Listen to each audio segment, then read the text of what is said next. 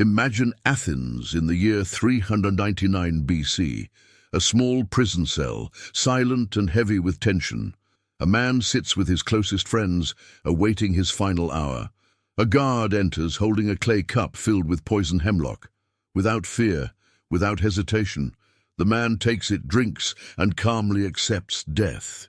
This man is Socrates, one of the most influential figures in the history of philosophy. He was condemned not for violence or betrayal, but for something far more radical, for questioning the world around him. His crime was teaching people to think, to ask, to doubt, and to seek truth beyond tradition and authority. And for this, Athens chose to silence him forever. Socrates was not born into wealth or fame. His father was a stonemason, his mother a midwife. From them, he inherited two legacies: the ability to carve away what is false and the art of helping others give birth to something new. In his case, not children, but ideas. Athens was proud, filled with poets, generals, and politicians who claimed wisdom.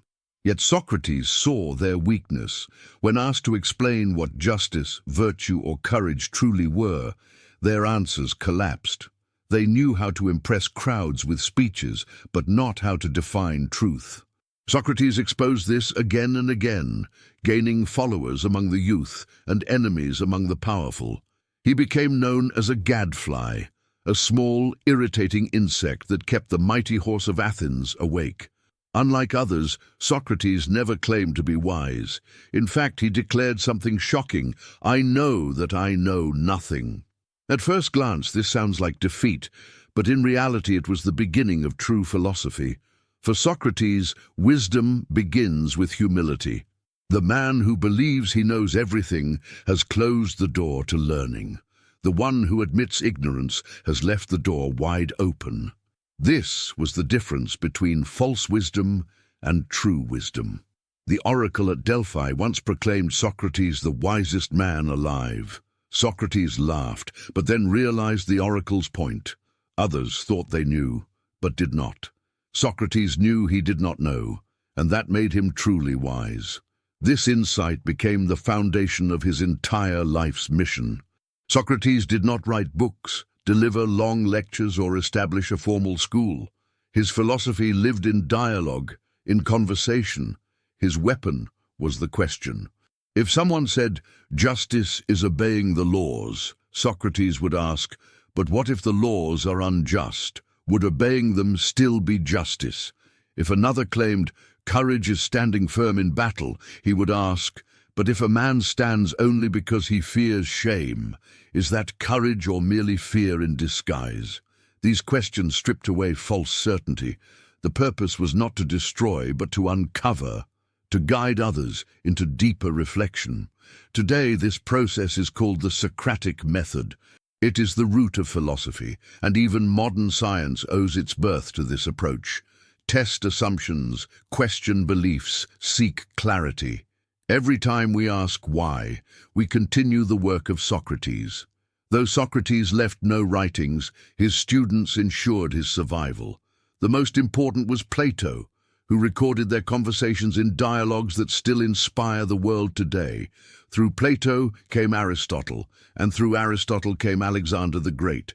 With Alexander's conquests, Greek thought spread across nations and cultures. Later, the Romans adopted these ideas, carrying them across their empire. When Rome fell, philosophy dimmed, but during the Renaissance, it was reborn. Thinkers rediscovered the works of Plato and Aristotle, and with them, the questioning spirit of Socrates. From this rediscovery grew modern science, law, and education. More than 2,000 years later, every time we challenge an assumption or test an idea, Socrates' voice is present. But in his own city, that voice was silenced. In 399 BC, Socrates was accused of corrupting the youth and dishonoring the gods. His trial, described by Plato in the Apology, shows a man who refused to compromise his principles. He told the jury that he was a gift to Athens, a gadfly sent by the gods to awaken the city from its slumber. When asked what punishment he deserved, he replied boldly, "Not death, but free meals for life at the city's hearth," like an Olympic champion.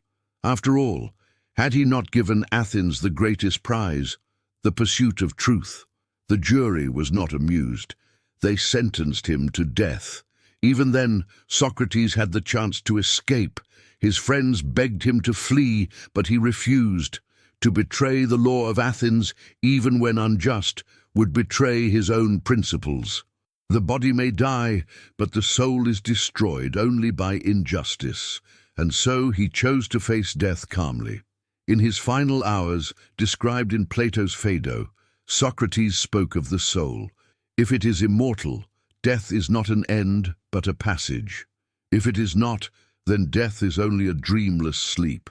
Either way, death is nothing to fear. What is to be feared is a life without reflection, a life without virtue, a life unexamined.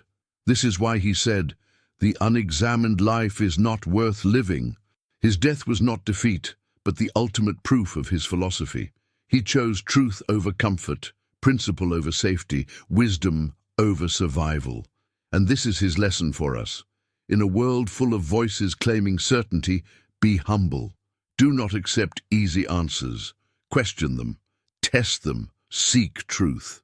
And above all, remember, the only true wisdom is knowing that you know nothing. That humility is the beginning of all learning, and it can change how you think forever.